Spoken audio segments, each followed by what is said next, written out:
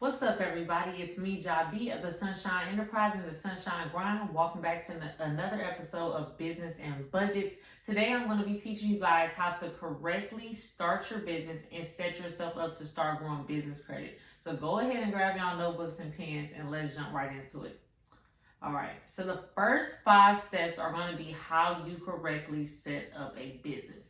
All right, so step number 1 is you need to come up with a business idea. You don't have to have it locked down on exactly how much you're going to charge for things or exactly what your products or services will be, but you need to know what industry you will work in. This is going to be extremely important when we get to step 3.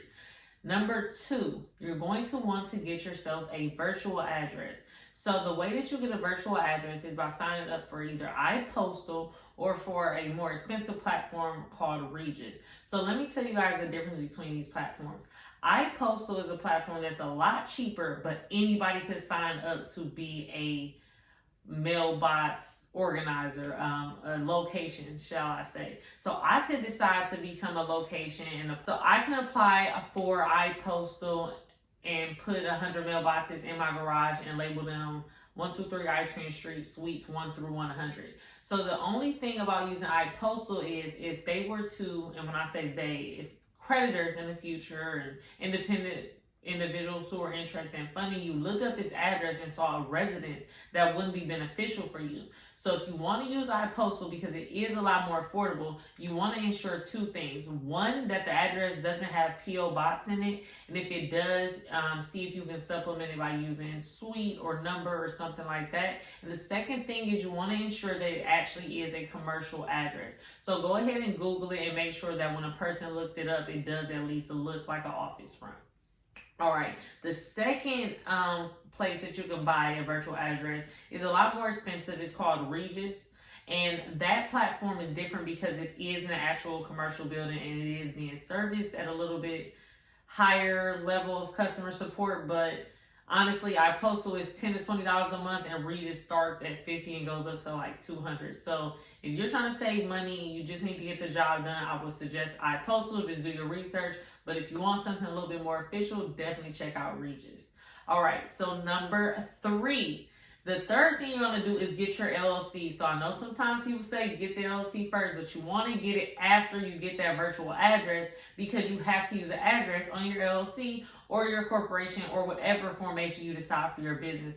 LLCs generally are a lot easier for new entrepreneurs, but whatever makes sense to you and your accountant is the route that you should go. So when you file your LLC, you're going to use that virtual address. You are going to wait till you get approved by the state before you move on to step 4. So the state usually replies in anywhere between 3 and 10 days unless they get backed up for some reason, i.e. when COVID occurred, it was taking clients almost 3 weeks for them to come back. But generally, a good rule of thumb is wait a week and it should be returned by then. Once you get approved by the state and you know exactly what name you got approved for, then you want to jump to step 4. Step 4 is file your EIN. You're going to file your EIN with the IRS. It's irs.gov. You go ahead and type EIN in the search box, and that is going to take you where you need to go to file your EIN. Getting an EIN is a free service, and going back to step 3, filing your state license generally is $50 to $100 in most states, but some states go as high as $500. So if you guys are interested in the exact links, pricing, things like that, make sure you stay tuned for my upcoming ebook, because I'll have all of that information available there.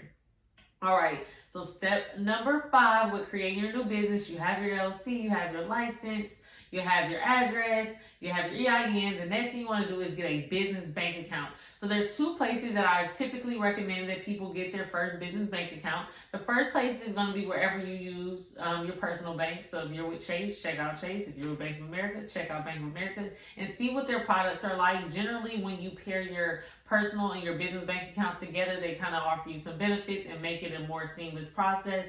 But in the event that you don't like your current bank and you're looking for something else, I would suggest that you check out a credit union. Credit unions generally offer great services, pricing, things like that for new businesses. So those are the 2 places I would recommend getting your business bank account.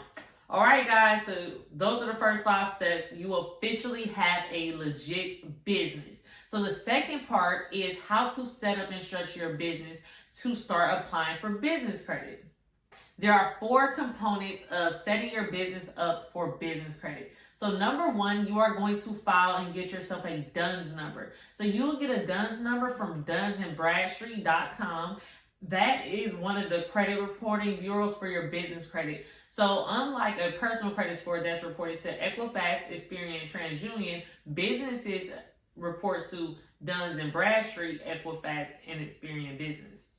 So you want to make sure that you enroll yourself for a DUNS number. The second thing that you're going to do is to set yourself up professionally across the board. So you already got a professional address. So the next thing you need to get is a business phone number. I suggest that you get something like a Google Voice because it's free, but having a 1-800, a toll-free number actually is even more beneficial because it looks like a bigger company, but it is an additional expense. You also want to make sure that you get a website. It doesn't have to be fancy. It doesn't have to be complex, but it does need to be with the actual domain. So that means yourbusiness.com. So for my business, sunshineenterprise.com, sunshinegrind.com, and something really special that I'll be releasing soon.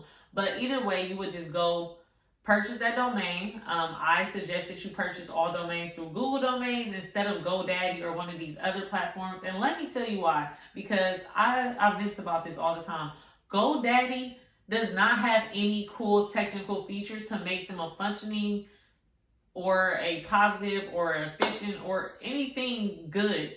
It's not a good hosting platform for your domain. So they get a lot of people on the hook with that 99 cents for the first year, but most times GoDaddy ends up charging $20, and I've heard even more every year thereafter. Google, on the other hand, is $12 every year flat across the board, unless you get a custom domain that has like something different on the end, like edu or something a little funky like that. That one might be a little bit more expensive annually, but all of my Google domains are all $12 a year.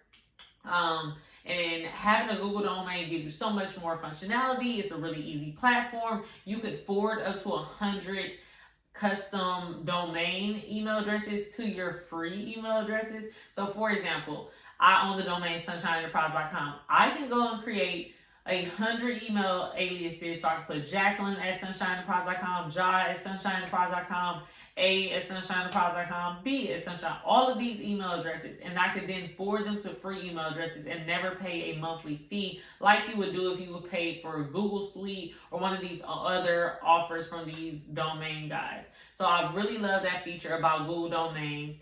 And like I said, buy your domain from Google. So you're going to get your domain, you're going to set up a website, you're going to have the address, you're going to have a business phone number, and I think you should be all set for looking professional across the board as a legit business. When you are using your email address, you want to make sure to use one of those custom domain email addresses and not your Gmail. So don't use sunshineenterprise@gmail.com. You want to use Jacqueline at sunshineenterprise.com to show that you and your business are legit and professional. All right. So that is step number 2. Step number 3 is get listed. So you want to get listed in 2 places, on 411 and at Google My Business. So both of those things are really easy to find online, and you just walk through the steps and list your business. If you are a storefront, I would also suggest that you get yourself listed on platforms such as Yelp so that people can give your business reviews and things like that. So once you get these 3 things into place, you look professional across the board, have your DUNS number, you're listed on 411 and on Google My Business, which is how you get found on Google. So when someone searches your business at clothingcompany.com and it pops up and you put a Google review, that's how you get on there, through Google My Business. So you want to make sure that you get listed there so you get those Google reviews and things like that. And then you are ready for number 4, you can start applying for Net 30 accounts. So Net 30 accounts are accounts that companies give you so that you can purchase from them, like you're basically getting a store credit, and you just have to pay them back within 30 days. There's no interest, there's no fees, anything like that. You just have to pay them back in 30 days. And in my next video, I'm going to talk to you guys all about Net 30 vendors, as well as how to pay those bills to make sure that you are making your payment score go up quickly. So I hope that these 9 tips have been super useful to you to ensure that you have a legit business and a business that is ready to start growing business credit. It is so important that you make your business build its own credit and don't use your personal credit, because the best way to build a business is on other people's money and not by sticking your hands in your own pocket. I hope this has been useful. Please drop me a comment on if it was useful and if there's anything else that you think we should add to this video. And more importantly, make sure you subscribe, like, and comment. I will see you guys next time in my next video. Make sure you stay tuned. Peace.